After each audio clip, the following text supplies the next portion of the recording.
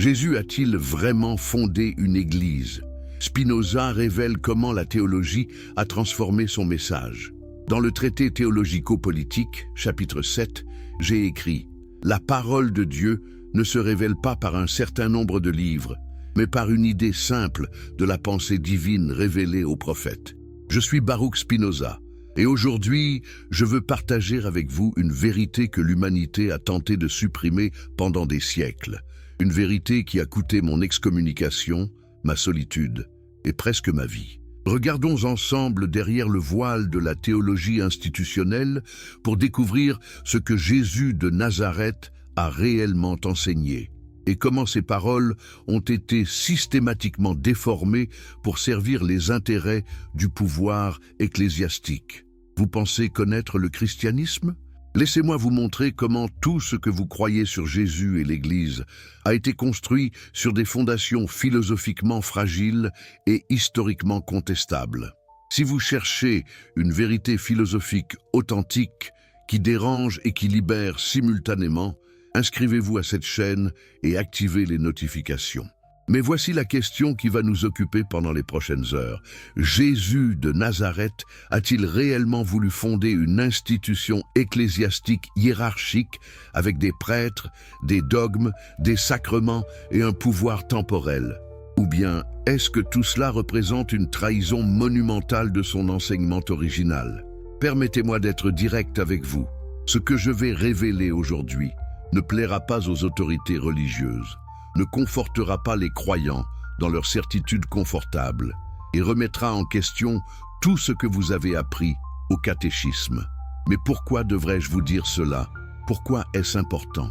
Parce que comprendre cette transformation historique et théologique nous permet de saisir comment les institutions manipulent les enseignements originaux pour asseoir leur pouvoir, comment la vérité philosophique se corrompt en devenant doctrine politique, et comment l'humanité perd sa liberté en acceptant des interprétations autoritaires de textes qui appelaient précisément à la libération.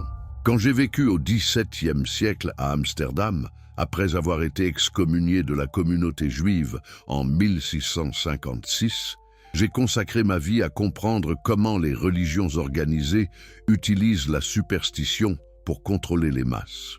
Dans mon atelier de polissage de lentilles, entre les grincements de la pierre et la poussière de verre, j'ai médité profondément sur la nature de Dieu, sur la liberté humaine et sur la corruption systématique des enseignements spirituels. Vous voyez, ce n'est pas par hasard que j'ai été banni, menacé, que mes livres ont été interdits et brûlés. Les autorités religieuses, qu'elles soient juives, catholiques ou protestantes, ont immédiatement reconnu le danger que représentaient mes idées. Pourquoi? Parce que je révélais le mécanisme par lequel elles maintenaient leur emprise sur les consciences. Et au cœur de ce mécanisme se trouve une transformation fondamentale. La conversion d'un enseignement de libération intérieure en un système de contrôle extérieur. Permettez-moi de commencer par établir un cadre philosophique clair.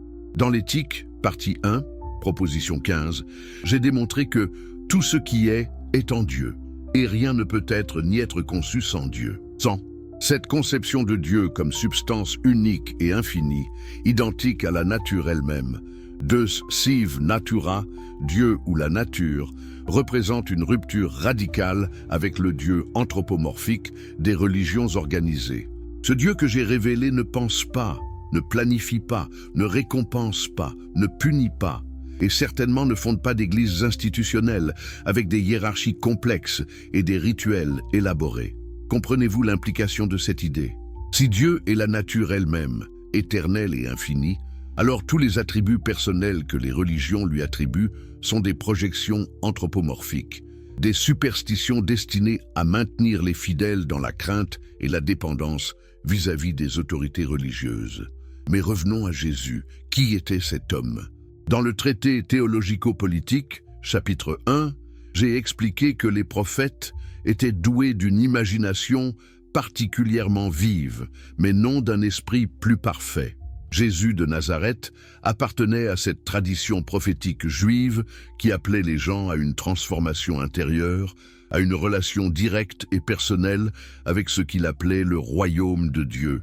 Lisez attentivement les évangiles sans les filtres théologiques imposés par des siècles d'interprétation ecclésiastique. Et que trouvez-vous? Un enseignant itinérant qui défie constamment les autorités religieuses établies, qui critique les pharisiens pour leur hypocrisie, qui renverse les tables des marchands du temple, qui déclare que le royaume de Dieu est en vous et non dans des structures extérieures. Est-ce que cela ressemble à quelqu'un qui voulait créer une nouvelle institution religieuse encore plus puissante et centralisée que celle qu'il critiquait? Pensez à cela logiquement. Jésus a-t-il écrit des constitutions ecclésiastiques? A-t-il établi des protocoles liturgiques détaillés? A-t-il créé une hiérarchie de prêtres, d'évêques, de cardinaux et de papes? A-t-il ordonné la construction de cathédrales somptueuses pendant que les pauvres mouraient de faim? A-t-il institué des dogmes complexes sur la Trinité, la transsubstantiation ou l'Immaculée Conception? Non, absolument pas. Son message était d'une simplicité radicale. Aimez-vous les uns les autres, pardonnez à vos ennemis, ne jugez pas, partagez vos biens avec les nécessiteux. Cherchez le royaume de Dieu à l'intérieur de vous-même. Alors comment sommes-nous passés de cet enseignement simple et direct à l'Église catholique romaine avec son pouvoir temporel immense, ses richesses incalculables, son inquisition brutale et ses guerres de religion sanglantes? Laissez-moi vous guider à travers cette transformation historique et philosophique. Imaginez que vous êtes dans la Palestine du 1er siècle. Jésus vient de mourir, crucifié par les autorités romaines comme un criminel politique. Ses disciples sont terrifiés, dispersés, désillusionnés. Ils s'attendaient à ce que leur maître établisse un royaume terrestre, qu'il chasse les Romains, qu'il restaure la gloire d'Israël. Au lieu de cela, il est mort de la manière la plus humiliante possible. Que faire maintenant? Comment donner un sens à cette tragédie? C'est ici que commence la première transformation théologique majeure. Les disciples commencent à réinterpréter la vie et la mort de Jésus à travers des cadres conceptuels existants, les prophéties messianiques de l'Ancien Testament, les concepts de sacrifice expiatoire du Temple, les idées apocalyptiques de rédemption finale.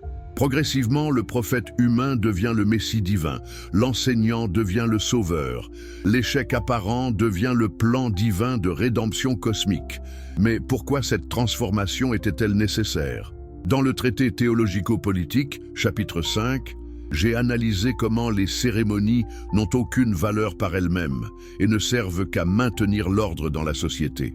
Vous voyez, les premiers disciples devaient donner un sens à leur expérience traumatique, mais aussi créer une communauté durable qui pourrait survivre et prospérer dans un environnement hostile. Pour ce faire, ils ont commencé à institutionnaliser l'enseignement de Jésus, à créer des rituels communautaires, à établir des normes de croyance et de comportement. Ce processus d'institutionnalisation était inévitable et peut-être même nécessaire pour la survie du mouvement, mais il représentait déjà une déformation de l'enseignement original qui mettait l'accent sur la transformation intérieure plutôt que sur les observances extérieures. L'apôtre Paul joue un rôle absolument central dans cette transformation.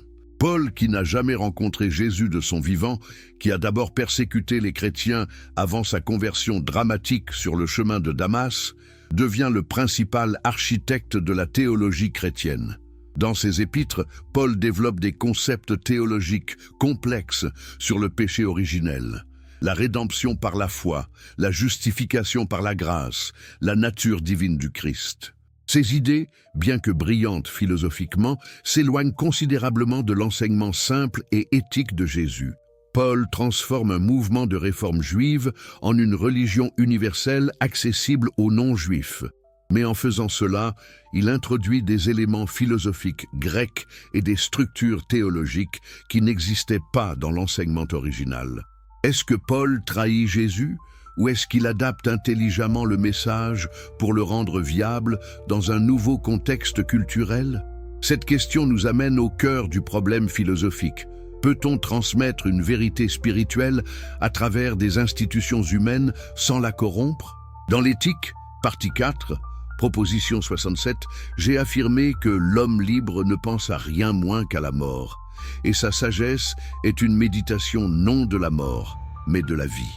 L'enseignement de Jésus visait à libérer les gens de la peur, de la culpabilité, de la servitude aux autorités religieuses corrompues. Mais paradoxalement, l'Église construite en son nom est devenue l'une des institutions les plus efficaces de contrôle psychologique et social de l'histoire humaine. Comment cela s'est-il produit? Pourquoi les êtres humains acceptent-ils si facilement de renoncer à leur liberté intellectuelle et morale au profit d'autorités qui prétendent parler au nom de Dieu? Avançons dans l'histoire. Au IVe siècle, sous l'empereur Constantin, le christianisme passe du statut de secte persécutée à celui de religion d'État de l'Empire romain. C'est un tournant absolument crucial. L'empereur convoque le concile de Nicée en 325 pour établir l'orthodoxie chrétienne et éliminer les hérésies. Imaginez la scène. Des évêques de tout l'Empire se réunissent sous l'autorité impériale pour décider démocratiquement quelles croyances sur Dieu sont vraies et lesquelles sont fausses. Ils votent sur la nature du Christ, sur la relation entre le Père et le Fils, sur des questions métaphysiques profondes, et ceux qui votent du mauvais côté sont déclarés hérétiques, excommuniés, parfois exilés ou exécutés. Est-ce que cela ressemble à la recherche authentique de la vérité? Ou est-ce la politique du pouvoir déguisée en théologie? Dans le traité théologico-politique, chapitre 14, j'ai écrit « La foi exige non pas tant des dogmes vrais que des dogmes pieux, c'est-à-dire tels qu'ils touchent le cœur à l'obéissance. » Voilà le secret que les autorités ecclésiastiques ont compris instinctivement. Il ne s'agit pas de vérité philosophique ou historique. Il s'agit de créer des croyances qui produisent l'obéissance. Les dogmes élaborés à Nicée et dans les conciles subséquents ne visaient pas à comprendre la nature de Dieu ou du Christ de manière rationnelle, mais à établir une orthodoxie uniforme qui pouvait être imposée à travers tout l'Empire, une orthodoxie qui soutenait l'autorité de l'Église et de l'État. La théologie devient ainsi un instrument de contrôle social, et toute dissidence intellectuelle devient une menace politique devant être éliminée. Mais approfondissons la question philosophique fondamentale. Dans l'éthique, partie 2, proposition 7, j'ai établi que l'ordre et la connexion des idées sont les mêmes que l'ordre et la connexion des choses. Cette identité entre pensée et réalité signifie que notre compréhension de Dieu doit correspondre à la nature réelle de Dieu, pas à nos projections anthropomorphiques ou à nos désirs psychologiques de protection et de réconfort. Quand Jésus parlait du royaume de Dieu, parlait-il d'une entité surnaturelle qui interviendrait miraculeusement dans l'histoire humaine? Ou décrivait-il plutôt un état de conscience, une manière d'être dans le monde caractérisée par l'amour, la compassion, la justice et la paix intérieure? Si nous lisons ces paraboles attentivement, que trouvons-nous? Le royaume de Dieu est comme une graine de moutarde, comme du levain dans la pâte, comme un trésor caché dans un champ. Ce sont des métaphores de transformation intérieure et organique, pas de structure institutionnelle imposée de l'extérieur. Pourquoi est-ce si difficile pour les gens de comprendre cela? Parce que, comme je l'ai expliqué dans l'éthique, partie 3, proposition 9, le conatus par lequel chaque chose s'efforce de persévérer dans son être n'est rien en dehors de l'essence actuelle de cette chose. Les êtres humains sont naturellement enclins à projeter leurs propres désirs et peurs sur l'univers, à créer des dieux à leur image, à imaginer des structures célestes qui reflètent leur structure sociale terrestre. Une société hiérarchique créera un ciel hiérarchique avec Dieu au sommet, des anges en dessous, et ainsi de suite. Une société patriarcale créera un Dieu mâle avec des attributs masculins. Une société autoritaire créera un Dieu qui exige l'obéissance absolue et punit la désobéissance. C'est de la projection psychologique pure, pas de la métaphysique authentique. Mais revenons à la question historique. Comment l'Église a-t-elle justifié son pouvoir et son autorité? Par un coup de génie théologique appelé la succession apostolique. L'argument est le suivant. Jésus a donné autorité à Pierre, Pierre l'a transmise à ses successeurs, et ainsi de suite jusqu'au pape actuel. Cette chaîne ininterrompue d'autorité légitime l'Église comme seul interprète authentique de l'enseignement du Christ. Mais examinons cette affirmation de plus près. Dans l'évangile de Matthieu chapitre 16, Jésus dit à Pierre, « Tu es Pierre, et sur cette pierre je bâtirai mon église. » L'Église catholique a construit toute sa structure de pouvoir sur ce verset unique. Mais regardez le contexte. Quelques versets plus tard, Jésus appelle Pierre Satan quand celui-ci tente de le dissuader de sa mission. Jésus confère-t-il vraiment une autorité institutionnelle perpétuelle ou utilise-t-il simplement une métaphore sur la foi comme fondation de la communauté? De plus, si nous lisons l'ensemble des évangiles, nous trouvons de multiples passages où Jésus critique explicitement les structures hiérarchiques et le désir de pouvoir parmi ses disciples. Dans Marc chapitre 10, quand Jacques et Jean demandent à siéger à ses côtés dans son royaume, Jésus répond « Celui qui veut être grand parmi vous sera votre serviteur, et celui qui veut être le premier parmi vous sera l'esclave de tous. » Dans Matthieu chapitre 23, il dénonce les scribes et les pharisiens qui aiment les premières places dans les festins et les premiers sièges dans les synagogues. Comment réconcilier ces enseignements avec la hiérarchie élaborée de l'Église catholique, avec ses titres honorifiques, ses vêtements somptueux, ses palais magnifiques et son protocole complexe? Il y a une contradiction flagrante ici, et elle révèle comment l'institution a trahi l'esprit de son fondateur présumé. Permettez-moi maintenant d'introduire une dimension supplémentaire à notre analyse. Dans l'éthique, partie 5, proposition 42, j'ai écrit « La béatitude n'est pas la récompense de la vertu, mais la vertu elle-même ». Cette idée est absolument centrale pour comprendre la corruption théologique du christianisme. Jésus enseignait que la transformation morale et spirituelle est sa propre récompense, que vivre dans l'amour et la compassion crée le royaume de Dieu, ici et maintenant. Mais l'Église a transformé cela en un système transactionnel. Obéissez aux commandements, participez aux sacrements, soutenez l'Église et vous serez récompensés au paradis après votre mort. La vertu devient un moyen pour une fin future plutôt qu'une fin en soi. Cette transformation est profondément corruptrice, car elle rend les gens dépendants de l'autorité ecclésiastique pour leur salut éternel, créant ainsi un système de contrôle psychologique extraordinairement puissant. Considérez les sacrements de l'Église catholique, le baptême, la confirmation, l'Eucharistie, la pénitence, l'onction des malades, l'ordre, le mariage. Ces rituels sont présentés comme des canaux nécessaires de la grâce divine, des moyens par lesquels Dieu communique son salut aux croyants. Mais est-ce que Jésus a institué ces rituels élaborés? Le Nouveau Testament mentionne le baptême et un repas communautaire, mais rien qui ressemble au système sacramentel complexe développé au cours des siècles suivants. Et surtout, l'idée que vous avez besoin d'un prêtre ordonné pour accéder à Dieu contredit directement l'enseignement de Jésus sur la relation directe et personnelle avec le divin. Dans l'évangile de Jean, Jésus dit « Je suis le chemin, la vérité et la vie ». Pas « l'Église est le chemin » ou « les prêtres sont le chemin ».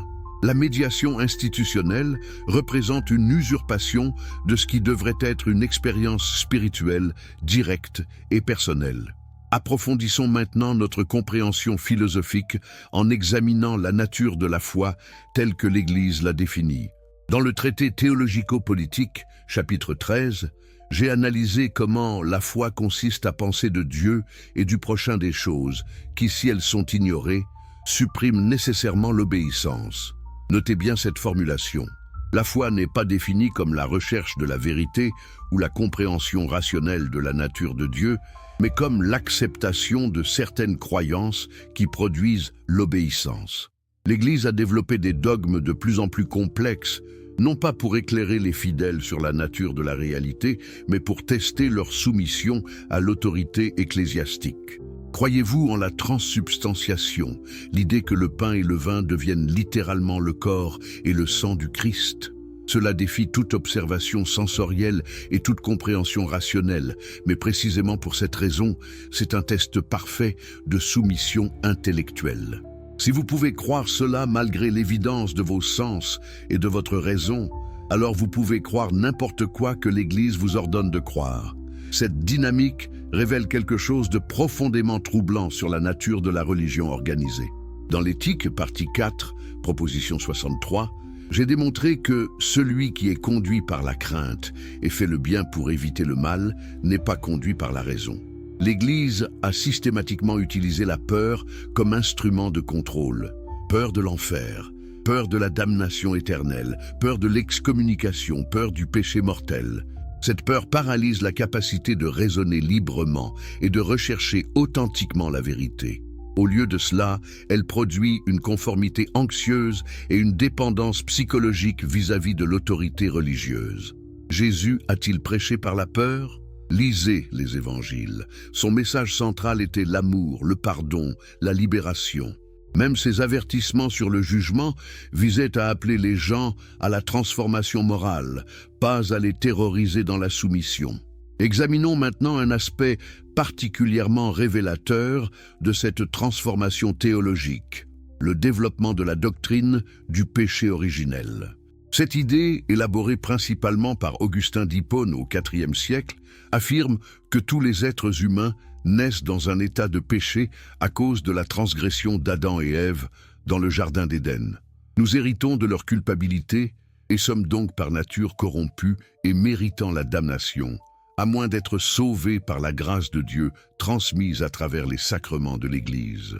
Pensez aux implications psychologiques et sociales de cette doctrine. Elle affirme que vous êtes fondamentalement défectueux dès votre naissance, que votre nature est corrompue, que vous ne pouvez pas vous sauver vous-même par vos propres efforts moraux, et que vous dépendez absolument de l'Église pour votre rédemption. C'est un système de contrôle psychologique d'une efficacité redoutable. Mais où Jésus enseigne-t-il le péché originel? Nulle part dans les évangiles. Au contraire, quand les disciples lui amènent des enfants, il dit « Laissez venir à moi les petits-enfants, car le royaume de Dieu appartient à ceux qui leur ressemblent. » Il présente les enfants comme des modèles de pureté et d'innocence, pas comme des créatures nées dans le péché nécessitant le baptême pour éviter les limbes. La doctrine du péché originel est une construction théologique ultérieure qui sert les intérêts institutionnels de l'Église en créant un besoin universel de ses services. Si tout le monde est pécheur dès la naissance, alors tout le monde a besoin de l'Église pour être sauvé. C'est du génie marketing, mais est-ce fidèle à l'enseignement de Jésus? Absolument pas.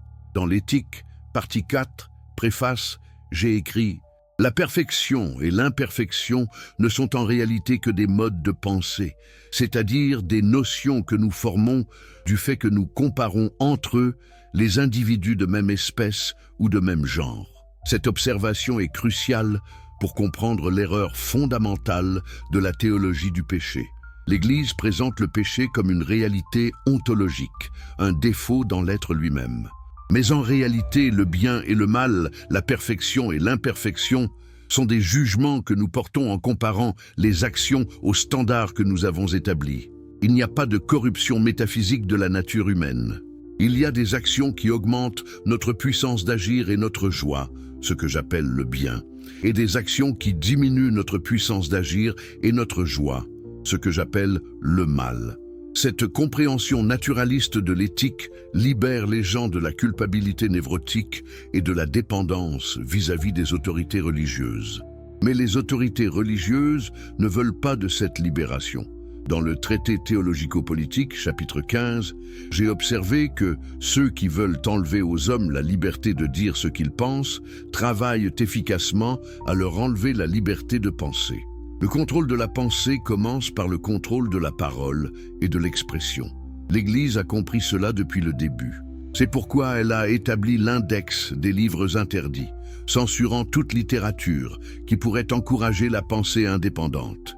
C'est pourquoi elle a créé l'Inquisition pour traquer et punir les hérétiques. C'est pourquoi elle a brûlé des philosophes comme Giordano Bruno et forcé Galilée à rétracter ses découvertes scientifiques.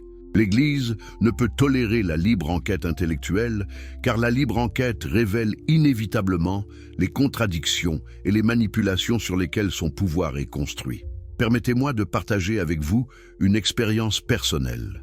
Quand j'ai été excommunié de la communauté juive d'Amsterdam en 1656, à l'âge de 23 ans, le RM prononcé contre moi était d'une sévérité extraordinaire. On m'a maudit de jour et de nuit, couché et debout, sortant et entrant. On m'a interdit tout contact avec les autres juifs sous peine qu'ils partagent ma malédiction. Pourquoi une telle fureur? Parce que j'avais osé remettre en question certaines doctrines traditionnelles, parce que j'avais suggéré que l'Ancien Testament pourrait ne pas être littéralement la parole de Dieu, parce que j'avais appliqué les méthodes de la raison à des questions théologiques. Les rabbins ont reconnu immédiatement le danger que représentaient mes idées pour leur autorité. Si les gens commençaient à penser par eux-mêmes, à examiner les textes sacrés de manière critique, à remettre en question les interprétations traditionnelles, alors toute la structure du pouvoir religieux s'effondrerait. Cette expérience m'a appris quelque chose de fondamental sur la nature de toutes les religions organisées, pas seulement le judaïsme. Elles fonctionnent toutes selon le même principe: maintenir le monopole de l'interprétation des textes sacrés et de la médiation avec le divin. Quiconque menace ce monopole doit être éliminé par l'excommunication, l'exil ou, dans les cas extrêmes, par l'exécution. Jésus lui-même a été victime de ce mécanisme. Il a défié les autorités religieuses juives de son temps, remis en question leurs interprétations de la Torah, critiqué leur hypocrisie, et ils l'ont fait crucifier. L'ironie tragique est que l'institution créée en son nom reproduit exactement les mêmes dynamiques de pouvoir et les mêmes mécanismes de répression qu'il avait combattus. L'Église persécute les hérétiques avec la même férocité que les pharisiens persécutaient Jésus. L'histoire se répète parce que les structures de pouvoir, qu'elles soient religieuses ou politiques, suivent des logiques similaires. Avançons maintenant vers une compréhension plus profonde de ce que Jésus enseignait réellement. Dans le Sermon sur la montagne, peut-être le passage le plus célèbre des évangiles, Jésus présente ce qu'on appelle les béatitudes. Heureux les pauvres en esprit, car le royaume des cieux est à eux. Heureux les doux, car ils hériteront la terre. Heureux ceux qui ont faim et soif de justice, car ils seront rassasiés. Que signifient ces paroles? Dans l'éthique, partie 3, définition des affects 25, j'ai défini la béatitude comme une joie qu'accompagne l'idée d'une cause intérieure. Jésus décrit un état de bonheur qui ne dépend pas de circonstances extérieures, mais d'une disposition intérieure de l'esprit et du cœur. Les pauvres en esprit ne sont pas ceux qui manquent d'intelligence, mais ceux qui ont abandonné l'arrogance et l'attachement à l'ego. Les doux ne sont pas les faibles, mais ceux qui ont maîtrisé leur passion et agissent avec compassion. Ceux qui ont faim de justice ne désirent pas la vengeance, mais la restauration de l'ordre moral. Cette interprétation des béatitudes révèle un enseignement éthique profondément similaire à ce que j'ai développé dans l'éthique. Jésus ne promet pas de récompense surnaturelle dans un au-delà lointain. Il décrit des états de conscience qui sont leur propre récompense, ici et maintenant. Vivre avec humilité, douceur, miséricorde et paix apporte une joie intérieure qui transforme l'existence. C'est ce que je veux dire quand j'affirme que la béatitude est la vertu elle-même, pas une récompense externe pour la vertu. Mais l'Église a externalisé et futurisé cette promesse. Le royaume de Dieu est devenu le paradis après la mort, accessible uniquement à travers les sacrements de l'Église. Cette transformation déplace le centre de gravité de la transformation intérieure présente vers l'espoir d'une récompense future, créant ainsi une dépendance psychologique permanente vis-à-vis de l'institution religieuse. Considérez également les paraboles de Jésus, ces histoires simples et mémorables à travers lesquelles il communiquait son enseignement. La parabole du bon Samaritain, par exemple, raconte l'histoire d'un homme battu et laissé pour mort au bord de la route. Un prêtre passe sans s'arrêter. Un lévite fait de même. Mais un Samaritain, membre d'un groupe méprisé par les Juifs, s'arrête pour l'aider. Quelle est la morale? Que la vraie piété ne se trouve pas dans l'observance rituelle ou l'appartenance à la bonne communauté religieuse, mais dans l'action compatissante envers ceux qui souffrent. C'est une critique dévastatrice de la religion formelle et institutionnelle. Jésus dit essentiellement que les outsiders religieux qui agissent avec amour sont plus proches de Dieu que les professionnels de la religion qui négligent les commandements éthiques fondamentaux. Ou pensez à la parabole du fils prodigue. Un jeune homme demande prématurément son héritage, le dilapide dans une vie dissolue, puis retourne honteux vers son père. Au lieu de le rejeter ou de le punir, le père court vers lui, l'embrasse, organise une fête pour célébrer son retour. Le fils aîné, qui est resté fidèlement à la maison, est offensé par cette générosité excessive. Mais le père répond « Mon enfant, tu es toujours avec moi, et tout ce qui est à moi est à toi.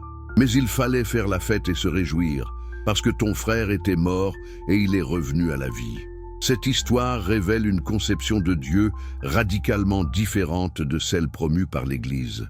Ce n'est pas un juge sévère tenant un registre des péchés, exigeant pénitence et punition.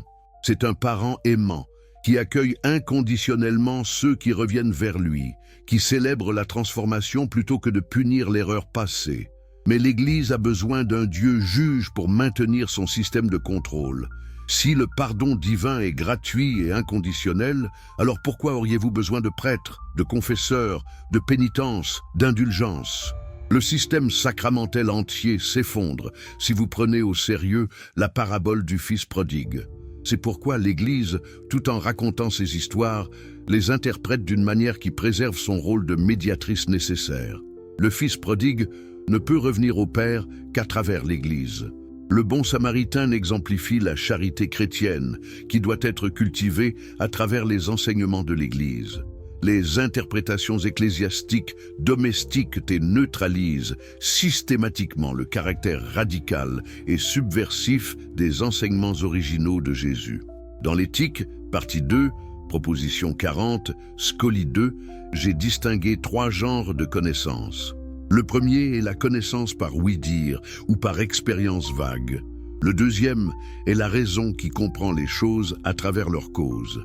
Le troisième est la science intuitive qui saisit l'essence des choses sub specie aeternitatis, c'est-à-dire sous l'aspect de l'éternité. Cette distinction nous aide à comprendre la différence entre la foi basée sur l'autorité et la compréhension authentique. L'Église enseigne le premier genre de connaissance. Croyez parce que l'autorité l'a dit, parce que c'est la tradition, parce que c'est dans le livre sacré. Jésus, en revanche, appelait les gens au deuxième et au troisième genre. Comprenez par vous-même, examinez les fruits de différentes manières de vivre, saisissez directement la vérité spirituelle à travers l'expérience intérieure. Quand Jésus dit « Je suis le chemin, la vérité et la vie », que veut-il dire réellement ?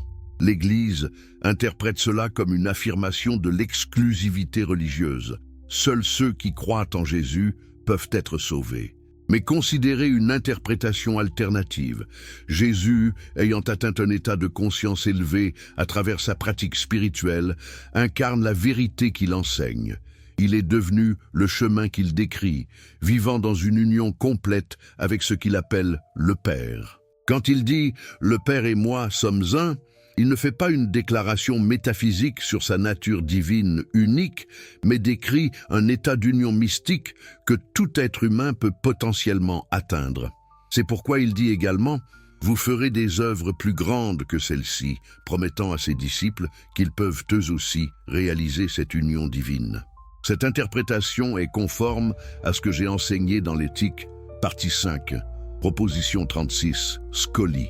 L'amour intellectuel de l'esprit envers Dieu et l'amour même de Dieu, par lequel Dieu s'aime lui-même.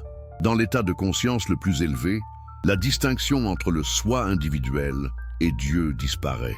Nous réalisons que nous sommes des modes de la substance divine unique, des expressions finies de l'infini. Cette réalisation apporte la béatitude, la paix, la libération de la peur et du désir. C'est ce que Jésus a atteint et enseigné. Mais l'Église, en le déifiant de manière unique et en affirmant que lui seul était le Fils de Dieu dans un sens ontologique exclusif, a rendu cette réalisation inaccessible aux autres. Au lieu de nous inspirer à suivre son exemple, l'Église nous dit de l'adorer comme un être unique et inégalable. Cette adoration remplace la transformation. Au lieu de devenir comme Jésus, nous sommes encouragés à rester des pécheurs dépendants, qui ne peuvent qu'espérer être sauvés par sa mort sacrificielle. Parlons maintenant de cette doctrine centrale du christianisme, l'expiation. L'idée est que Jésus, étant à la fois pleinement Dieu et pleinement homme, s'est offert en sacrifice pour payer le prix du péché humain. Sa mort sur la croix satisfait la justice divine, permettant à Dieu de pardonner l'humanité tout en maintenant sa justice. C'est une théorie juridique complexe, développée principalement par Anselme de Canterbury au XIe siècle, qui utilise des concepts de droit féodal médiéval pour expliquer la signification de la crucifixion. Mais est-ce que Jésus lui-même a enseigné cela? Regardez ses paroles dans les évangiles. Il parle constamment de pardon immédiat et inconditionnel. Pardonnez et vous serez pardonnés. Si vous pardonnez aux autres leurs offenses, votre Père céleste vous pardonnera aussi. Il n'y a aucune mention d'un sacrifice sanglant nécessaire pour satisfaire la justice divine. Au contraire, dans la parabole du Fils prodigue que nous avons examinée, le Père pardonne immédiatement sans exiger aucun paiement ou sacrifice. La doctrine de l'expiation révèle quelque chose de profondément troublant sur la conception chrétienne de Dieu. Si Dieu est vraiment tout-puissant et tout-aimant, pourquoi exigerait-il un sacrifice sanglant pour pardonner? Un Dieu qui ne peut pardonner sans que du sang soit versé n'est pas tout-puissant, car il est lié par une nécessité extérieure. Un Dieu qui exige la torture et l'exécution de son propre Fils pour satisfaire sa colère n'est pas tout-aimant. Dans l'Éthique, partie 1, proposition 17, Scully, j'ai critiqué l'idée d'un Dieu qui agit par décret arbitraire. Dieu n'agit par la liberté de la volonté. Dieu, étant identique à la nature, agit selon des lois nécessaires et éternelles, pas selon des caprices ou des exigences juridiques. L'idée qu'il faudrait un sacrifice pour apaiser Dieu est une projection sur le divin de nos propres systèmes judiciaires humains imparfaits. Mais pourquoi l'Église a-t-elle développé cette théologie de l'expiation, malgré son incompatibilité avec l'enseignement réel de Jésus? Parce qu'elle sert plusieurs fonctions idéologiques importantes. Premièrement, elle crée une dette psychologique insurmontable. Jésus est mort pour vos péchés, a subi une torture atroce pour vous sauver. Vous lui devez donc une gratitude et une obéissance éternelle. Cette dette peut être payée uniquement à travers la dévotion à l'Église qui est son corps mystique. Deuxièmement, elle centralise l'événement salvifique unique et le place sous le contrôle exclusif de l'institution qui administre les sacrements commémorant ce sacrifice. Troisièmement, elle détourne l'attention de la transformation éthique réelle vers un événement historique passé. Au lieu de devenir meilleur, vous acceptez simplement que quelqu'un d'autre a payé pour votre imperfection. Dans le traité théologico-politique, chapitre 19, j'ai écrit « Le but de l'État n'est pas de changer des hommes raisonnables en bêtes brutes ou en automates, mais de faire en sorte que leur esprit et leur corps accomplissent en sûreté leurs fonctions, qu'eux-mêmes usent d'une raison libre. » Cette observation s'applique également aux institutions religieuses. Le but d'une religion authentique devrait être de libérer les gens, de développer leur capacité de raisonnement et leur autonomie morale, pas de les transformer en automates obéissants qui répètent des dogmes sans les comprendre. Jésus libérait les gens. L'Église les enchaîne. C'est une trahison fondamentale. Pensez à la manière dont l'Église a traité les femmes à travers l'histoire. Jésus avait des disciples féminines, parlait ouvertement avec des femmes dans une culture qui l'interdisait, défendait les femmes accusées d'adultère. Marie-Madeleine est décrite comme le premier témoin de la résurrection dans les évangiles. Mais l'Église, dominée par des hommes et reflétant les préjugés patriarcaux de son temps, a systématiquement marginalisé les femmes. Elles ne peuvent pas être ordonnées prêtres, ne peuvent pas enseigner l'autorité sur les hommes, sont décrites dans les écrits pauliniens comme devant être soumises à leur mari. Tertullien, un théologien chrétien du IIe siècle, a appelé les femmes la porte du diable, les tenant responsables de la chute d'Adam. Cette misogynie institutionnalisée contredit complètement l'enseignement et la pratique de Jésus, mais elle a persisté pendant des siècles parce qu'elle servait les intérêts de la hiérarchie masculine de l'Église. Examinons maintenant un autre aspect crucial de la transformation du message de Jésus, l'attitude envers la richesse et le pouvoir temporel. Jésus était sans équivoque sur cette question. Il est plus facile pour un chameau de passer par le trou d'une aiguille que pour un riche d'entrer dans le royaume de Dieu. Vous ne pouvez servir Dieu et Mammon. Vendez ce que vous possédez et donnez-le aux pauvres. Les derniers seront les premiers et les premiers seront les derniers. C'est un message radicalement égalitaire qui renverse les hiérarchies sociales et économiques. Jésus vivait simplement, sans possession, dépendant de la charité des autres. Il s'identifiait aux pauvres, aux malades, aux marginalisés. Son royaume n'était pas de ce monde, signifiant qu'il ne cherchait pas le pouvoir politique ou la richesse matérielle. Mais regardez ce qu'est devenue l'Église. Au Moyen Âge, l'Église catholique était l'institution la plus riche et la plus puissante d'Europe. Elle possédait d'immenses étendues de terre, collectait des dîmes obligatoires, vendait des indulgences pour financer la construction de la basilique Saint-Pierre. Les papes vivaient dans des palais somptueux, menaient des guerres, formaient des alliances politiques, plaçaient et déposaient des rois. Le contraste avec Jésus ne pourrait être plus frappant. Comment justifier cette accumulation de richesses et de pouvoir? En affirmant que l'Église administre les trésors spirituels du ciel et a donc besoin de ressources terrestres pour accomplir sa mission. C'est une rationalisation transparente, mais elle a fonctionné pendant des siècles parce que les gens étaient conditionnés à accepter l'autorité ecclésiastique sans question. Dans l'Éthique, partie 4, appendice, chapitre 30, j'ai écrit « Toutes les choses excellentes sont aussi difficiles que rares ». La vérité authentique, la transformation spirituelle véritable, la compréhension philosophique profonde, ce sont des réalisations difficiles qui exigent effort, discipline et courage. Mais l'Église offre un salut facile. Croyez simplement aux bons dogmes, participez aux rituels, obéissez aux autorités et vous serez sauvés. Cette facilité est séduisante, mais c'est une illusion.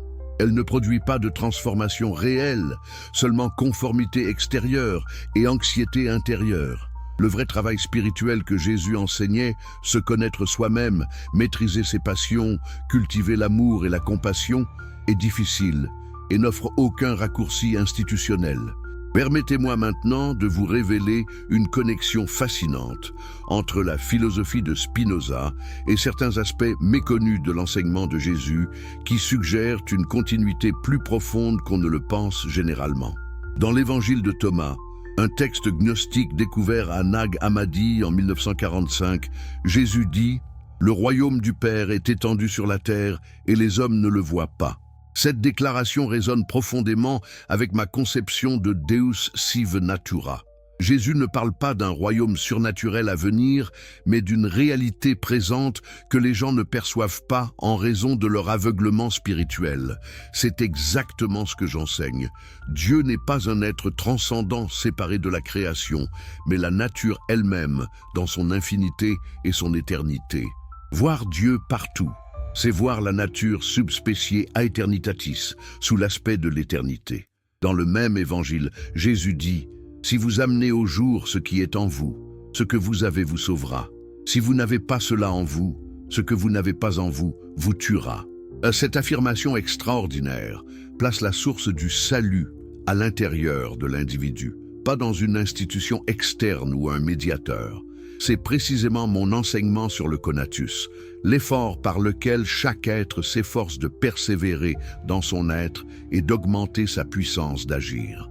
Dans l'éthique, partie 3, proposition 7, j'ai établi que l'effort par lequel chaque chose s'efforce de persévérer dans son être n'est rien en dehors de l'essence actuelle de cette chose. Le salut, la béatitude, la libération, tout cela émerge de notre propre essence lorsque nous la réalisons pleinement. Personne ne peut nous sauver de l'extérieur. Nous devons actualiser notre propre potentiel divin.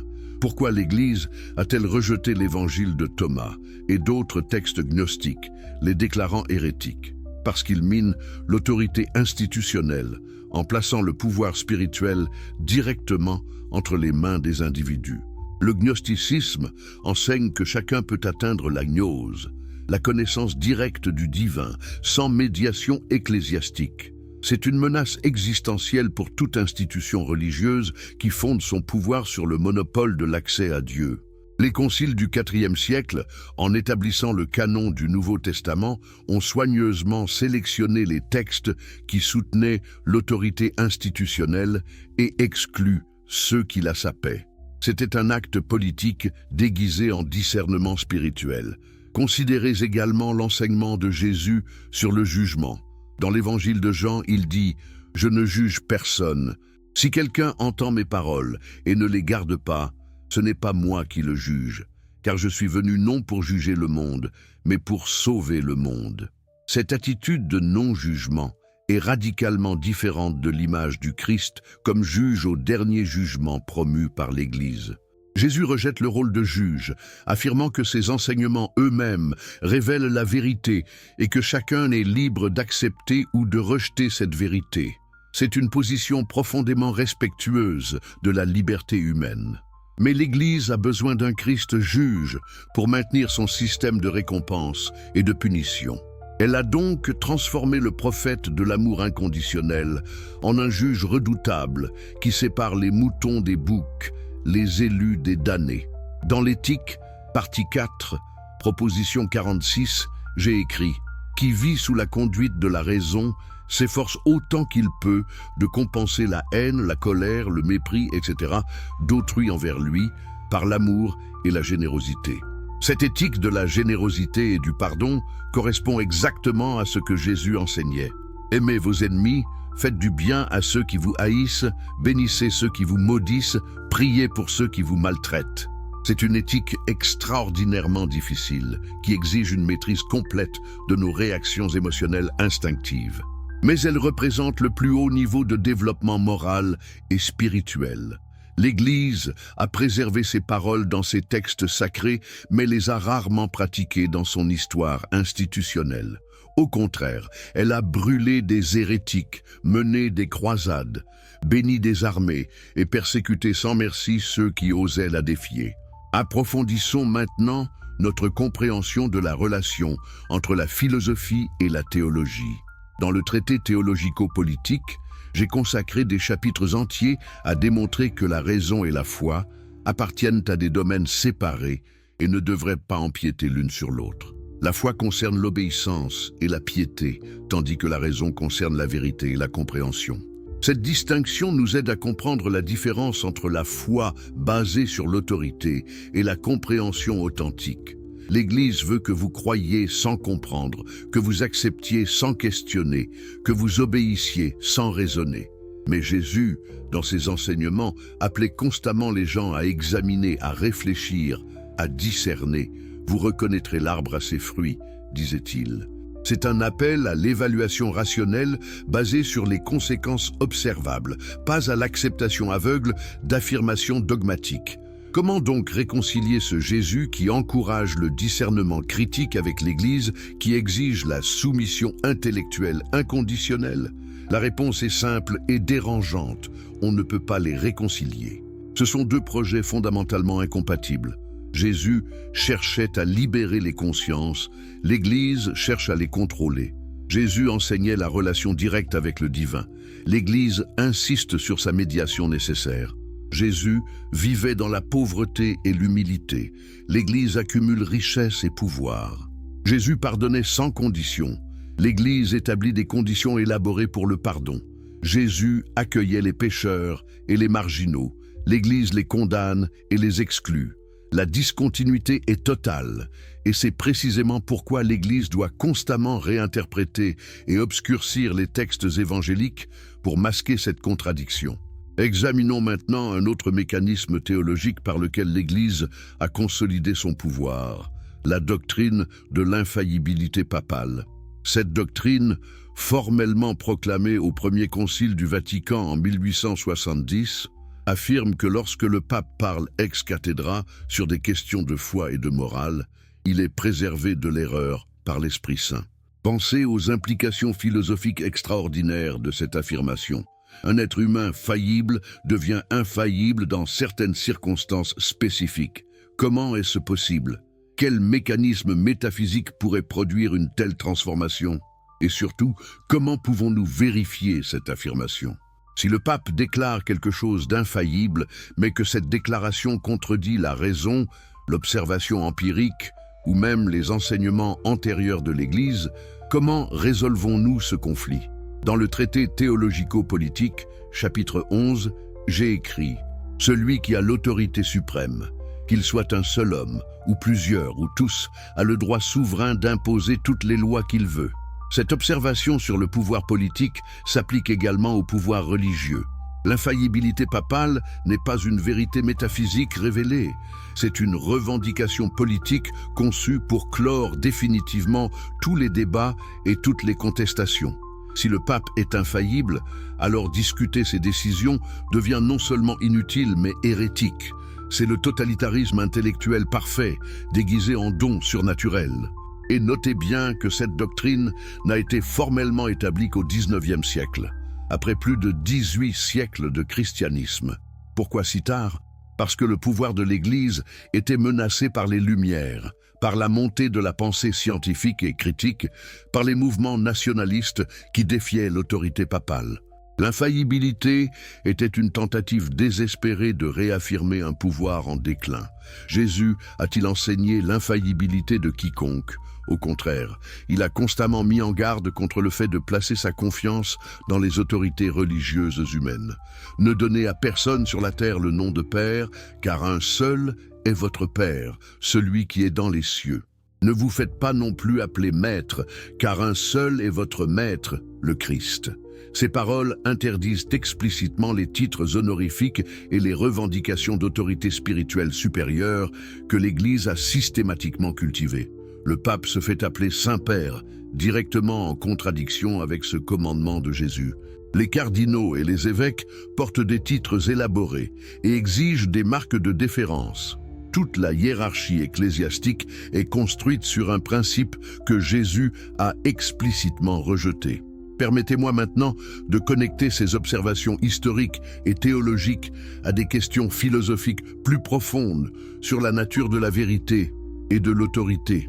Dans l'Éthique, partie 2, proposition 43, j'ai démontré que celui qui a une idée vraie sait en même temps qu'il a une idée vraie et ne peut douter de la vérité de sa connaissance. La vérité authentique s'accompagne d'une certitude intrinsèque qui ne dépend pas d'autorités externes. Quand vous comprenez vraiment quelque chose, quand vous saisissez les connexions causales nécessaires qui expliquent un phénomène, vous savez que vous savez. Cette connaissance porte sa propre validation. Vous n'avez pas besoin qu'un pape ou un concile vous confirme que votre compréhension est correcte. C'est pourquoi la philosophie véritable et la science authentique sont fondamentalement démocratiques et anti-autoritaires. La vérité est accessible à tous ceux qui sont disposés à faire l'effort intellectuel nécessaire pour la comprendre. Mais l'autorité religieuse fonctionne sur un principe exactement opposé. Elle affirme que certaines vérités ne peuvent être connues que par révélation divine, transmises à travers des canaux institutionnels autorisés. Vous ne pouvez pas découvrir ces vérités par vous-même à travers la raison ou l'expérience. Vous devez les accepter sur la base de l'autorité. Cette épistémologie autoritaire crée une dépendance permanente vis-à-vis de l'institution religieuse et supprime la possibilité de la pensée indépendante. C'est précisément ce contre quoi Jésus s'insurgeait quand il critiquait les scribes et les pharisiens. Ils avaient créé un système complexe d'interprétation et de tradition qui rendait la Torah inaccessible aux gens ordinaires. Ils détenaient le monopole de la connaissance religieuse et l'utilisaient pour maintenir leur statut et leur pouvoir. Jésus a brisé ce monopole en enseignant directement aux foules, en utilisant un langage simple et des histoires mémorables, en affirmant que le royaume de Dieu est accessible à tous, même aux enfants et aux incultes. L'Église a reconstruit exactement le même monopole que Jésus avait détruit. La Bible a été maintenue en latin pendant des siècles, inaccessible à la grande majorité des croyants. Quand des réformateurs comme Martin Luther ont traduit la Bible en langue vernaculaire pour que les gens ordinaires puissent la lire, l'Église a réagi avec fureur, déclarant ces traductions hérétiques et brûlant ceux qui osaient les posséder. Pourquoi cette hostilité à l'accès direct au texte sacré? Parce que si les gens peuvent lire et interpréter la Bible par eux-mêmes, ils n'ont plus besoin du magistère ecclésiastique pour leur dire ce qu'elle signifie. Ils pourraient commencer à remarquer les contradictions entre les enseignements de Jésus et les pratiques de l'Église. Ils pourraient commencer à poser des questions dangereuses. Le pouvoir de l'Église dépend du maintien d'une asymétrie d'information entre le clergé instruit et les laïcs ignorants. Dans l'éthique, partie 4, proposition 35, j'ai affirmé que, dans la mesure où les hommes vivent sous la conduite de la raison, ils s'accordent nécessairement toujours en nature. Cette proposition révèle quelque chose de profond sur la nature de la vérité et du désaccord. Quand les gens raisonnent correctement à partir des mêmes prémices, ils arrivent nécessairement aux mêmes conclusions. Le désaccord provient soit d'erreurs de raisonnement, soit de différences dans les prémices ou l'information disponible. Mais dans l'Église, nous trouvons un phénomène différent. Des personnes intelligentes et bien informées, utilisant les mêmes textes sacrés, arrivent à des conclusions théologiques radicalement différentes. Pourquoi ? Parce que la théologie n'est pas gouvernée par la logique rigoureuse de la raison, mais par des facteurs extérieurs comme la tradition, l'autorité institutionnelle, les préférences personnelles et les pressions politiques. C'est pourquoi l'histoire du christianisme est une histoire de schismes, d'hérésies, de controverses théologiques interminables. Si la théologie chrétienne était vraiment basée sur la révélation divine claire, il n'y aurait pas cette cacophonie de voix contradictoires. Jésus a promis que l'esprit de vérité vous conduira dans toute la vérité. Si cela était vrai, nous nous attendrions à voir une convergence progressive vers la vérité parmi les chrétiens guidés par cet esprit. Au lieu de cela, nous observons exactement le contraire. Une divergence toujours croissante en milliers de dénominations et de sectes, chacune affirmant détenir la véritable interprétation de l'enseignement du Christ, chacune dénonçant les autres comme erronées ou hérétiques. Cette fragmentation révèle l'absence de tout guide divin objectif. Chaque groupe interprète les textes selon ses propres préjugés culturels et ses intérêts institutionnels. La prétendue révélation divine se révèle être simplement l'imagination humaine projetée sur des textes anciens ambigus. Considérons maintenant la question des miracles, qui jouent un rôle central dans la légitimation de l'autorité religieuse. Les évangiles rapportent de nombreux miracles accomplis par Jésus: guérison, exorcisme, multiplication des pains, marche sur l'eau, résurrection des morts. L'Église utilise ces récits miraculeux comme preuve de la divinité du Christ, et donc de la véracité de ses enseignements et de l'autorité de l'institution fondée en son nom. Mais dans le traité théologico-politique, chapitre 6, j'ai analysé soigneusement la question des miracles et conclu qu'ils sont impossibles. Rien n'arrive dans la nature qui contredise ces lois universelles, ai-je écrit. Un miracle, défini comme une violation des lois naturelles par intervention divine, est une contradiction dans les termes. Si Dieu est identique à la nature et agit selon des lois nécessaires et éternelles, alors il ne peut pas violer ces lois sans se contredire lui-même. Comment alors devons-nous comprendre les récits miraculeux des évangiles ? Comme des embellissements légendaires ajoutés par les premiers chrétiens pour impressionner leurs contemporains et légitimer leurs mouvements. Dans le monde ancien, les récits miraculeux accompagnaient routinièrement les biographies de figures religieuses importantes. Les biographies d'Apollonius de Tyane, un sage païen contemporain de Jésus, contiennent des miracles remarquablement similaires à ceux attribués à Jésus. Cela ne diminue pas nécessairement la valeur des enseignements éthiques de Jésus, mais cela remet en question l'utilisation de ces récits comme preuve de revendication surnaturelle.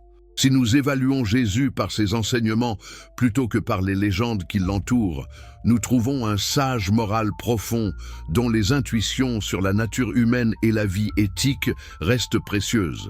Mais nous n'avons aucune raison de le considérer comme un être divin unique ou de considérer l'Église construite en son nom comme ayant une autorité surnaturelle.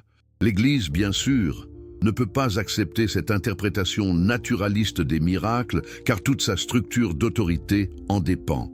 Si les miracles ne se sont pas produits, alors Jésus n'était qu'un sage humain, pas le Fils de Dieu. Si Jésus n'était pas divin, alors l'Église n'a aucune autorité spéciale. Si l'Église n'a aucune autorité spéciale, alors pourquoi les gens devraient-ils lui obéir, lui donner de l'argent, accepter ses dogmes? Toute la structure s'effondre. C'est pourquoi mes livres ont été interdits. Pourquoi je vivais sous menace constante? Pourquoi l'Église considérait mes idées comme si dangereuses? Je ne me contentais pas de critiquer des doctrines spécifiques. Je sapais les fondements épistémologiques même sur lesquels repose toute autorité religieuse institutionnelle. Dans l'Éthique, partie 5, proposition 20, j'ai écrit « Plus nous comprenons les choses singulières, plus nous comprenons Dieu ». Cette proposition révèle une voie alternative vers la compréhension divine, une voie qui passe par l'étude de la nature plutôt que par l'acceptation de dogmes révélés. Comprendre comment les choses fonctionnent, saisir les lois causales qui gouvernent les phénomènes naturels, découvrir les connexions nécessaires entre les événements, c'est cela la vraie connaissance de Dieu. Pourquoi? Parce que Dieu est la nature elle-même, dans son ordre éternel et nécessaire. Chaque vérité scientifique que nous découvrons est une révélation de la nature divine.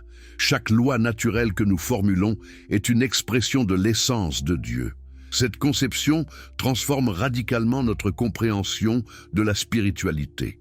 La piété authentique ne consiste pas à réciter des prières et à participer à des rituels, mais à étudier la nature avec soin et attention, à développer notre compréhension rationnelle du monde, à vivre en harmonie avec les lois naturelles que nous découvrons.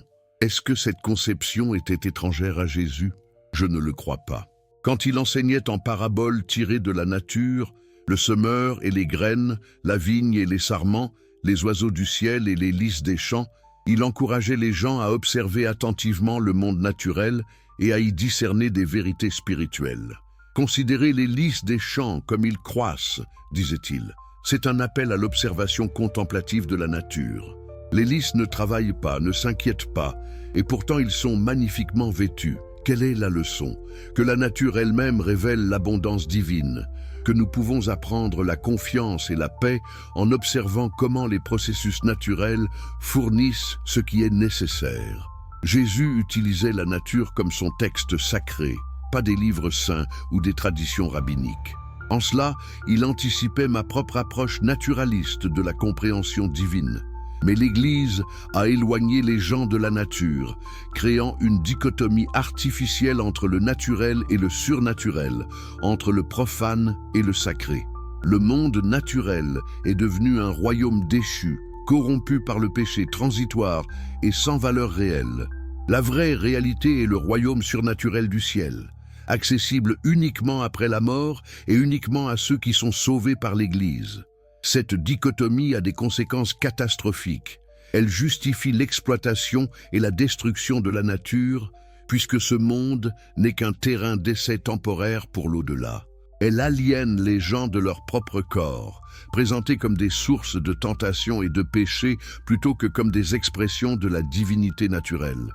Elle crée une anxiété constante sur le salut de l'âme immortelle plutôt que de cultiver la joie de l'existence présente. Jésus, qui enseignait le royaume de Dieu est au milieu de vous, ne créait pas cette dichotomie. C'est une innovation théologique ultérieure qui sert les intérêts du contrôle ecclésiastique.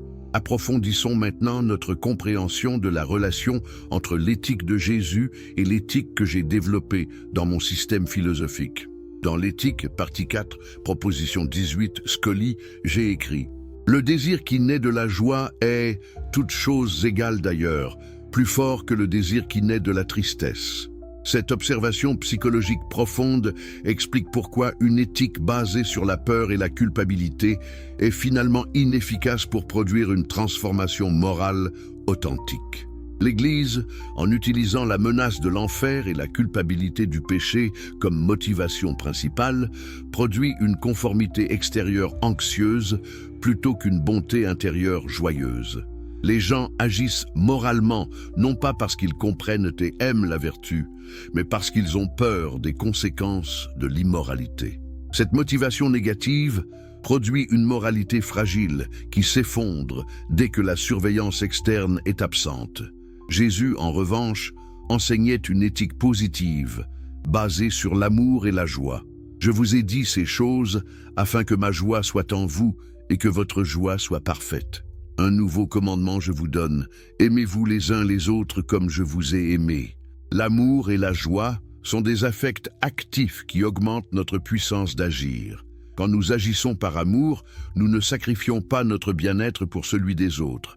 Nous réalisons que notre bien-être est inséparable de celui des autres. Quand nous éprouvons de la joie dans la vertu, nous ne résistons pas à nos désirs naturels, mais les exprimons dans leur forme la plus élevée et la plus harmonieuse.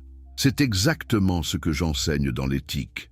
La vertu n'est pas la suppression du désir, mais son organisation rationnelle. Le but n'est pas de nier nos passions, mais de les transformer en actions guidées par la raison.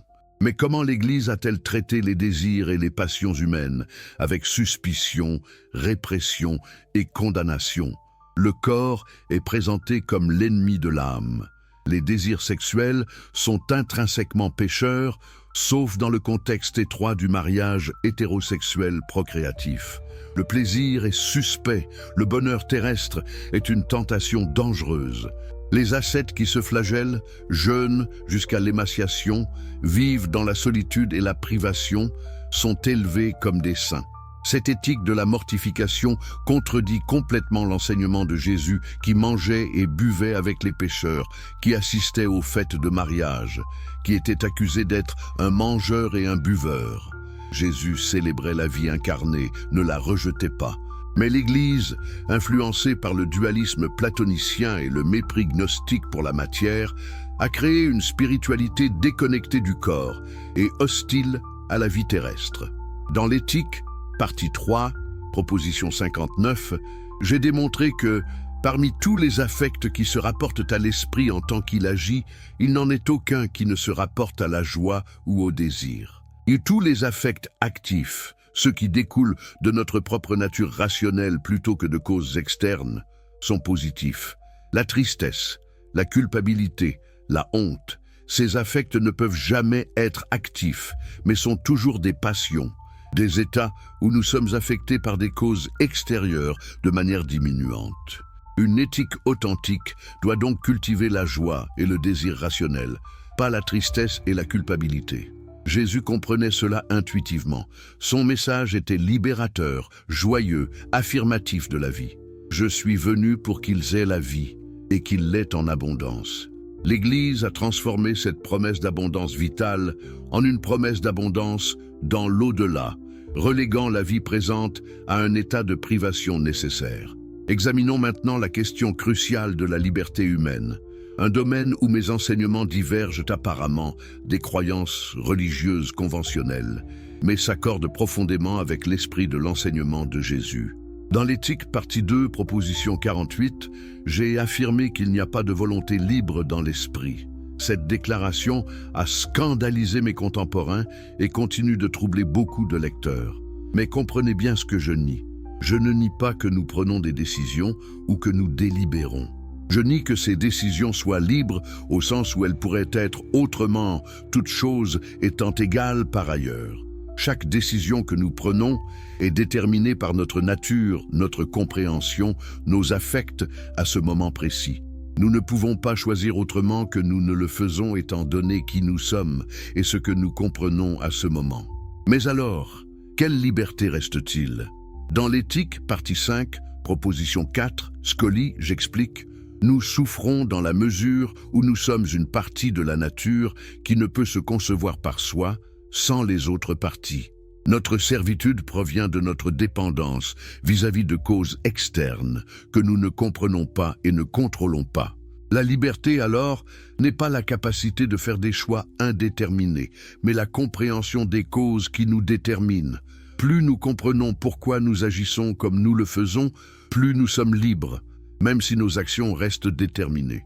C'est une conception révolutionnaire de la liberté qui la place dans la compréhension, plutôt que dans l'indétermination.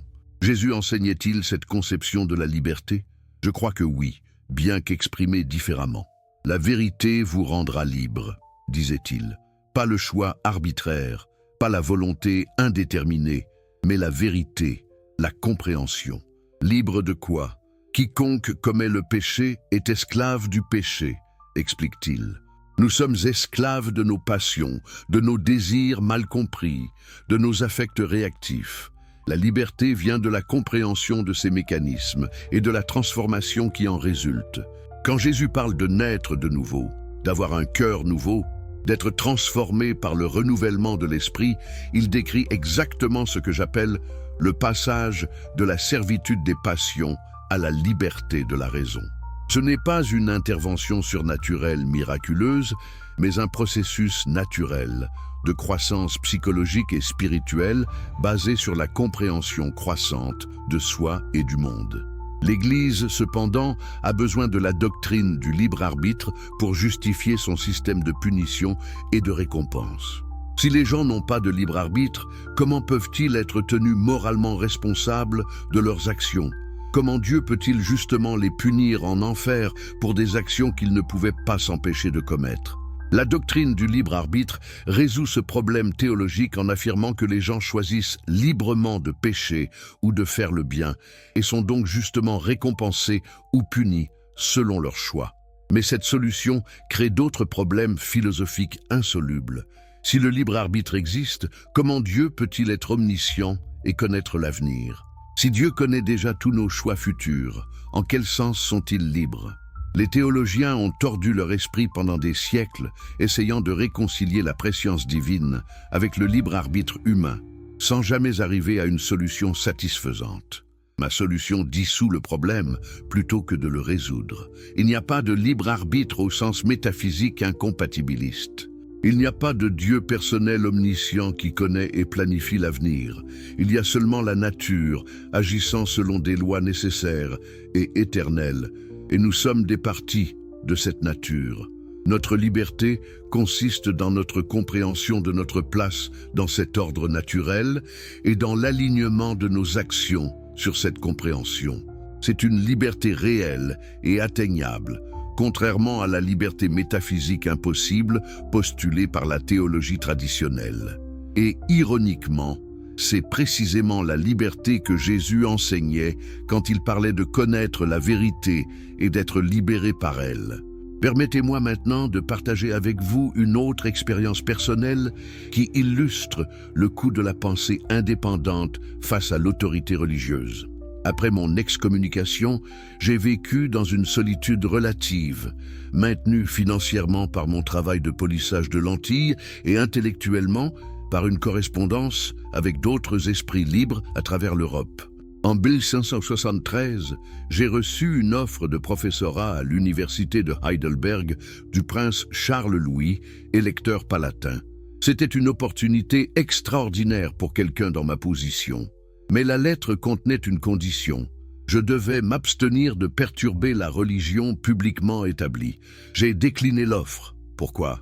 Parce que je ne pouvais pas accepter une contrainte sur ma liberté de pensée et d'expression, même pour la sécurité et le prestige que le poste aurait apporté. Cette décision révèle quelque chose d'essentiel sur la relation entre la vérité et le pouvoir institutionnel. Les autorités, qu'elles soient académiques, politiques ou religieuses, sont toujours prêtes à tolérer la pensée dissidente tant qu'elle reste privée et ne menace pas leur pouvoir. Mais dès que cette pensée s'exprime publiquement et commence à influencer d'autres personnes, elle doit être contrôlée ou éliminée. L'offre d'Heidelberg était un piège doré. On m'offrait une plateforme respectable en échange de mon silence sur les questions les plus importantes. J'ai choisi la pauvreté et la liberté plutôt que le confort et la censure. Jésus a fait un choix similaire. Il aurait pu accommoder les autorités religieuses et politiques de son temps, modérer son message, éviter la confrontation. Au lieu de cela, il a choisi de dire la vérité même au coût de sa vie. L'Église qui prétend le représenter a fait le choix opposé à chaque tournante historique, accommodant le pouvoir, censurant la vérité, privilégiant la survie institutionnelle à l'intégrité spirituelle. Dans l'éthique, partie 4, proposition 73, j'ai écrit « L'homme qui est conduit par la raison est plus libre dans l'état où il vit selon le décret commun que dans la solitude où il n'obéit qu'à lui-même. » Cette proposition pourrait sembler surprenante venant de quelqu'un qui a vécu en marge de la société. Mais comprenez bien ce que je dis. La vraie liberté ne réside pas dans l'isolement, mais dans la participation à une communauté rationnellement organisée où les lois servent le bien commun plutôt que les intérêts de quelques-uns. Jésus comprenait cela également. Il n'était pas un ermite solitaire, mais un enseignant itinérant qui rassemblait des communautés. Il parlait du royaume de Dieu, non pas comme un état individuel de conscience isolé, mais comme une réalité sociale transformée où les relations humaines seraient gouvernées par l'amour et la justice plutôt que par la domination et l'exploitation. L'Église primitive, dans ses moments les plus authentiques, a tenté de réaliser cette vision. Le livre des Actes décrit les premiers chrétiens comme ayant tout en commun, partageant leurs biens, mangeant ensemble, prenant soin des veuves et des orphelins. C'était une expérience de communauté radicalement égalitaire et mutuellement soutenante. Mais cette expérience n'a pas duré. À mesure que l'Église grandissait et se consolidait institutionnellement, elle a abandonné ses idéaux communautaires au profit de structures hiérarchiques de pouvoir. Au lieu d'une communauté de frères et sœurs égaux, elle est devenue une pyramide avec le pape au sommet, le clergé au milieu et les laïcs à la base. Au lieu de partager les biens en commun, elle a accumulé d'immenses richesses pendant que les fidèles restaient pauvres. La transformation de l'Église primitive en Église impériale représente une trahison complète des idéaux communautaires de Jésus. Examinons maintenant une autre dimension de cette trahison, l'attitude envers l'éducation et la connaissance. Jésus enseignait publiquement, gratuitement, dans les synagogues et en plein air. Ses enseignements étaient accessibles à tous, riches et pauvres, éduqués et illettrés, hommes et femmes. Il utilisait un langage simple et des histoires que tout le monde pouvait comprendre. Il répondait aux questions, engageait le dialogue, encourageait le questionnement. C'était une pédagogie démocratique et dialogique. Mais l'Église a créé un système éducatif qui renforçait les divisions de classe et maintenait le monopole clérical de la connaissance. Pendant des siècles, l'éducation était réservée principalement au clergé et à l'aristocratie. Les universités médiévales enseignaient en latin, inaccessible aux masses qui parlaient des langues vernaculaires. La Bible était interdite en langue que les gens ordinaires pouvaient comprendre. Cette restriction délibérée de l'accès à la connaissance servait évidemment les intérêts du pouvoir ecclésiastique. Un peuple ignorant est plus facile à contrôler qu'un peuple éduqué. Si les gens ne peuvent pas lire la Bible par eux-mêmes, ils doivent dépendre du clergé pour leur dire ce qu'elle signifie. Si les gens ne sont pas formés à la pensée critique et au raisonnement logique, ils accepteront plus facilement les dogmes qui défient la raison. L'Église a compris instinctivement que l'éducation généralisée représentait une menace pour son pouvoir et elle a donc systématiquement entravé la diffusion de la connaissance pendant des siècles. Ironiquement, c'est précisément l'inverse de ce que Jésus enseignait. « Cherchez et vous trouverez », disait-il. « Demandez et il vous sera donné ». C'est un appel actif à la recherche de la vérité, pas une injonction à l'acceptation passive de ce que l'autorité dicte. Dans le traité théologico-politique, chapitre 20, j'ai argumenté passionnément pour la liberté de pensée et d'expression. Dans un État libre, il est permis à chacun de penser ce qu'il veut et de dire ce qu'il pense, ai-je écrit. Cette liberté n'est pas seulement un droit individuel, mais une nécessité pour le bien-être de la société. Les idées doivent pouvoir circuler librement, être débattues ouvertement, être testées dans le discours public. C'est seulement à travers ce processus de libre enquête et de débat critique que la vérité peut émerger et que les erreurs peuvent être corrigées. Une société qui supprime la libre expression se prive de ce mécanisme d'autocorrection et devient stagnante, dogmatique, incapable de s'adapter aux nouvelles circonstances ou de corriger ses erreurs. L'Église a fait exactement ce que j'ai mis en garde. Elle a supprimé systématiquement la liberté de pensée et d'expression pendant des siècles. L'Inquisition, l'index des livres interdits, la censure ecclésiastique, les excommunications, les exécutions d'hérétiques, tous ces mécanismes visaient à contrôler quelles idées pouvaient circuler et quelles voix pouvaient être entendues. Le résultat a été une stagnation intellectuelle et spirituelle, un dogmatisme rigide, une incapacité à s'engager honnêtement avec les défis philosophiques et scientifiques émergents. Quand Galilée a découvert que la Terre tourne autour du Soleil, contredisant l'interprétation littérale de certains passages bibliques, l'Église l'a forcé à rétracter ses découvertes sous menace de torture. Cette réaction révèle une insécurité profonde. Si vos croyances sont vraiment vraies, pourquoi craindriez-vous l'enquête libre? Pourquoi auriez-vous besoin de censurer et de punir ceux qui questionnent? La vérité n'a pas peur du questionnement. Dans l'éthique, partie 2, proposition 43, Scully, j'ai écrit que la vérité est l'indice d'elle-même et du faux. La vérité authentique se révèle clairement à ceux qui la cherchent sincèrement. Elle n'a pas besoin d'être protégée par la censure ou imposée par la force. Jésus avait confiance en la puissance intrinsèque de la vérité. « Celui qui est de la vérité écoute ma voix », disait-il. Il ne forçait personne à croire, ne punissait personne pour avoir douté, ne créait pas d'institutions de censure et de répression. Il présentait simplement sa vision et faisait confiance à ceux qui avaient des oreilles pour entendre, pour la reconnaître. L'Église, par son recours constant à la force et à la coercition, révèle sa méfiance fondamentale envers la vérité de ses propres doctrines. Si elles étaient vraiment des vérités révélées divinement, elles se défendraient d'elles-mêmes face à l'examen critique. Approfondissons maintenant notre analyse en examinant un aspect particulièrement révélateur de la construction théologique de l'Église, l'eschatologie ou la doctrine des choses dernières.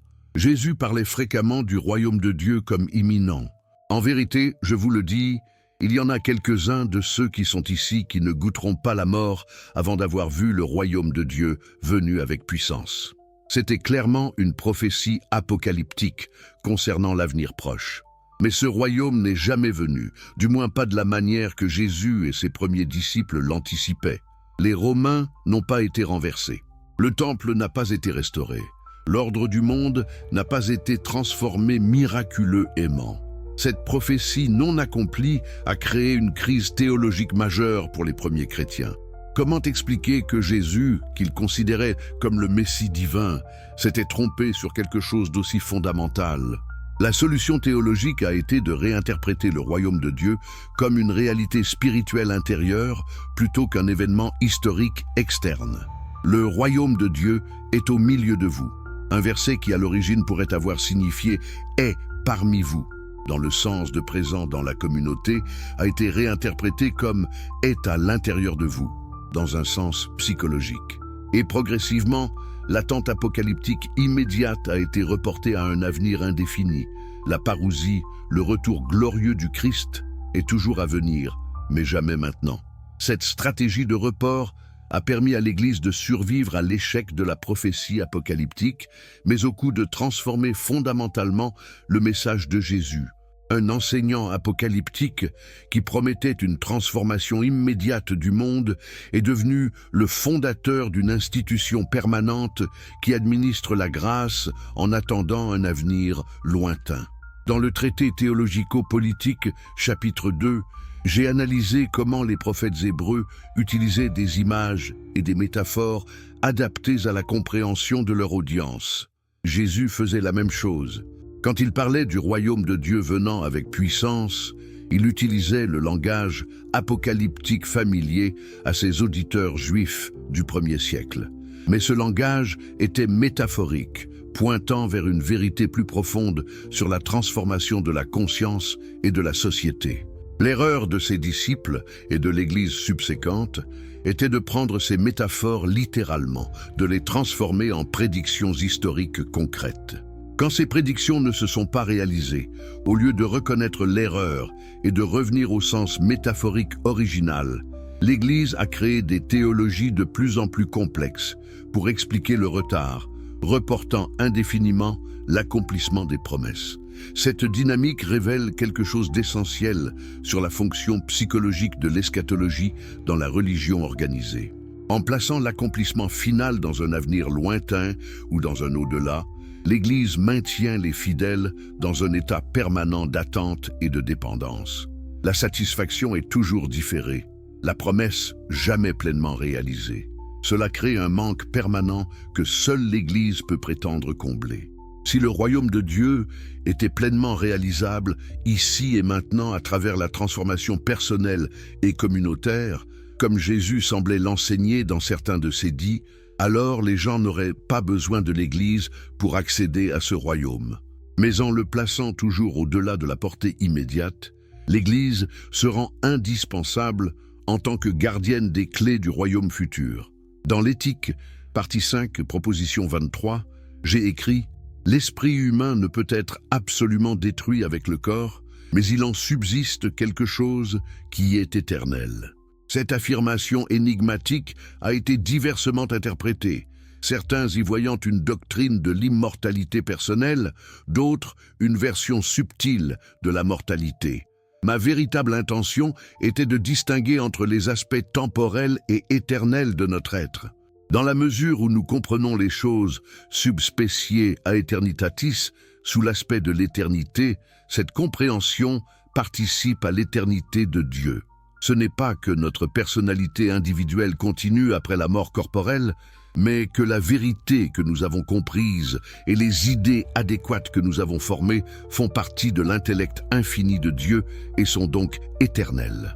C'est une forme d'immortalité impersonnelle, très différente de l'immortalité personnelle promise par la théologie chrétienne. Jésus enseignait-il l'immortalité personnelle de l'âme ? C'est plus ambigu qu'on ne le pense généralement. La tradition juive de son époque n'avait pas de doctrine claire de l'au-delà. Les pharisiens croyaient en la résurrection corporelle à la fin des temps, mais pas en l'immortalité de l'âme, dans un sens platonicien.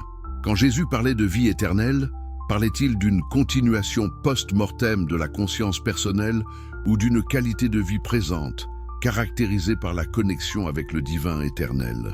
Le passage où il dit « Dieu n'est pas Dieu des morts, mais des vivants » suggère cette dernière interprétation.